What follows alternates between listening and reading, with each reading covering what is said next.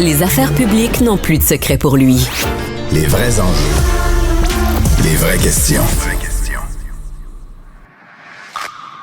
Qu'est-ce qui s'est passé? Moi, je pense que c'est banal parce qu'on a confondu des affaires qui ne devraient être jamais confondues. Surtout, l'idée de se préoccuper de ce qui est fait et bien fait. Stéphane Bureau. Bonjour Stéphane. Bonjour Mario. Épisode de Contact qui sort aujourd'hui.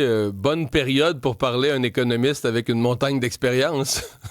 Oui, en fait, il y a un lien. C'est directement corrélé entre ce que nous traversons et le casting de l'épisode de cette semaine à Contact. Il s'agit d'Olivier Blanchard, qui a été longtemps professeur d'économique à Harvard et au MIT pendant une quarantaine d'années. C'est un Français, mais il est aussi américain, donc connaît très bien le territoire, connaît très bien les enjeux. Il a aussi, peut-être et surtout, devrais-je dire, été économiste en chef au Fonds monétaire international. Il pense d'ailleurs que ce FMI pourrait avoir à intervenir plus tôt que tard dans l'économie française, tellement les problèmes budgétaires sont importants. Et il est en mesure, nous le verrons, de réfléchir à la situation unique et particulière du Canada. Je dirais peut-être pas totalement unique, puisque le Mexique est dans une position semblable, où nos économies sont terriblement dépendantes des États-Unis, dans un contexte où on a en face de nous un acteur qui peut-être est-il rationnel, mais c'est difficile de le savoir. Je propose un extrait. Deux choses. Il me semble d'abord que si on est dans un mode la loi du plus fort implique que le Canada aura accepté un certain nombre de choses qui sont, d'un certain point de vue, inacceptables. Mais la loi du plus fort, c'est que les États-Unis sont plus forts que le Canada. Et donc, ils peuvent vraiment rendre la vie absolument impossible au Canada. Au-delà de ça, il va y avoir des problèmes qui vont durer assez longtemps parce qu'il faut totalement réorganiser l'économie. Ça peut coûter très cher. Donc, il y a une limite au quoi qu'il en coûte. Le Canada a un peu de marge, mais on ne peut pas. Ce sera coûteux pour un certain nombre de secteurs. Si vous étiez au FMI aujourd'hui, vous seriez à bosser à des scénarios catastrophes? Oui. Et parce que la question que j'allais te poser avant l'extrait, c'est est-ce qu'il est globalement, pour le Canada et pour le monde, plus du côté optimiste que pessimiste? Mais si on se fie à l'extrait, il n'est pas dans le gros optimisme pantoute, là. Bien, il y a deux choses qui soulignent. La première, c'est dans un monde où la règle de droit, le contrat, peut être contourné. Je dis pas oublié, effacé, mais contourné. On a eu cette impression avec l'entente de libre-échange, il l'a respecté, mais c'est du bout des lèvres et on ne sait pas encore où est-ce qu'on va aboutir.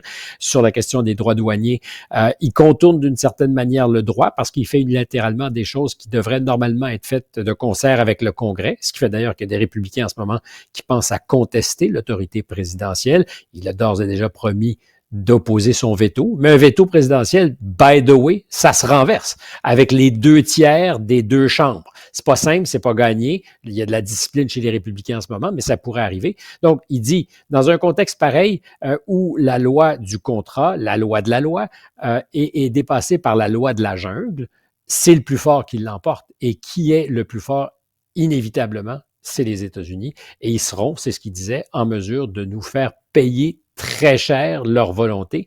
Puis derrière ça, la question qu'on n'entend pas, mais que je posais, c'est est-ce que le Canada, parce que c'est un peu le programme de M. Carney, c'est ce qui avait été aussi annoncé par Justin Trudeau, c'est le « quoi qu'il en coûte », expression très populaire ici en France qui avait été employée par Macron pendant la crise du COVID. Nous ferons tout ce qu'il faut pour que tout le monde s'en tire, s'en sorte, y compris nos entreprises. Alors, est-ce que ce « quoi qu'il en coûte », dans une perspective où il faut tout refaire, repenser conceptuellement nos économies, nos liens d'affaires, nos relations commerciales. Est-ce que le Canada, avec la marge qu'il a, peut compenser pour ce que le marché nous ferait souffrir? Puis la réponse, c'est un peu, mais pas franchement, au point où, au FMI, s'il y était, il réfléchirait très activement à ce que ça pourrait avoir d'impact sur une économie aussi forte et mature que celle du Canada, mais qui peut subir de vrais, violents contre-coups. On n'y est pas. Mais c'est passionnant. C'est 1 heure avec quelqu'un qui est calme, qui a l'avantage de l'expérience, qui a vécu des crises. Il était aux manettes en 2008-2009 au FMI pendant la crise des subprimes. Donc, suggestion, si vous voulez peut-être tenter de mieux comprendre ce qui s'est passé en particulier hier. Les marchés qui ont fait les gains, mettons le 12% pour le Nasdaq, c'est une bonne année. C'est une année où tu gagnes du 12% sur le Nasdaq, c'est pas une mauvaise année. Et là, tu l'as fait en 3 heures. Donc, Donald Trump suspend ses tarifs. Mettons, je fais des chiffrons vers 13 heures, mais à 16 heures, le Nasdaq avait gagné 12%. C'est comme une blague. C'est-à-dire que c'est comme une blague de voir les marchés soumis aux paroles, aux volontés, aux décisions arbitraires d'un seul homme, là. Mais quand tu fais l'exercice d'ailleurs et que tu mets côte à côte pendant les points de presse de M. Trump, les points de presse, je ne sais plus si ça s'appelle un point de presse, il est toujours en communication, mais à chaque fois qu'il est là et qu'on soupçonne qu'il va communiquer sur l'économie, ils mettent souvent en fenêtre à côté le Dow Jones, qui est un des indices. Tu parlais de Nasdaq, il y a le S&P, et tu le vois vraiment osciller comme un électrocardiogramme en fonction de chacune des paroles dites. Oups, il donne l'impression qu'il va faire des compromis, tu vois les marchés qui partent vers le haut. Oups, s'il est inflexible, il part vers le bas. C'est ce qui s'est passé hier. Je te rappelle que quand on a commencé la journée à 6h30 ensemble, je te disais que ça avait beaucoup bougé pendant la nuit en Asie. Alors, ce ne sont pas les marchés boursiers qui ont fait flancher, si c'est le bon mot, Donald Trump. Parce qu'évidemment, le scénario officiel, c'est que c'était un plan qui était écrit comme du papier musique.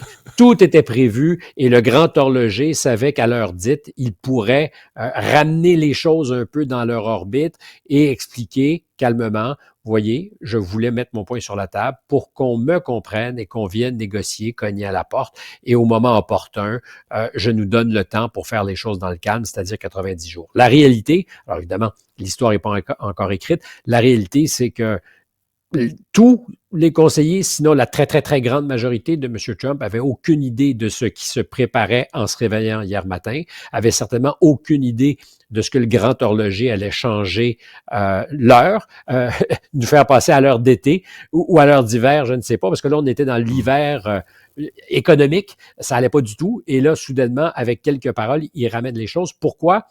Parce que le marché obligataire en Asie avait fait comprendre au président, aux États-Unis, qu'ils ne sont pas souverains. Les États-Unis, c'est un géant au pied d'argile. Puissance, on le répète, mais ça vaut la peine de le dire encore, hyper endetté, c'est une dette qu'ils ne possèdent pas.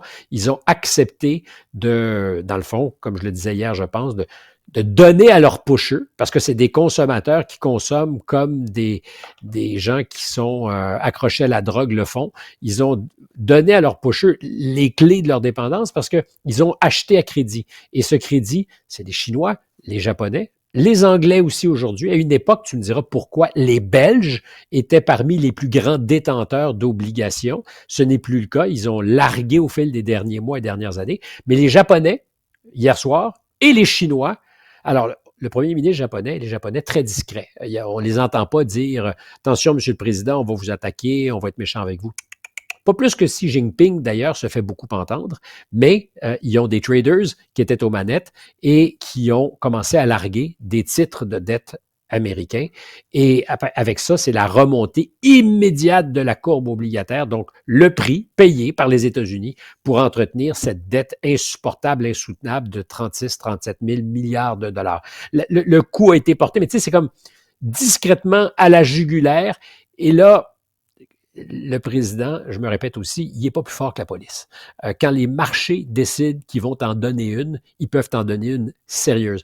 Et quand tu perds le contrôle, il n'y a plus personne. Il y a vraiment, une fois que le génie est sorti de la bouteille, il n'y a pas beaucoup de force capable de compenser pour la vélocité que les marchés peuvent prendre par eux-mêmes. C'est une spirale violente. C'est arrivé à la première ministre britannique, Liz Truss, il y a quelques années.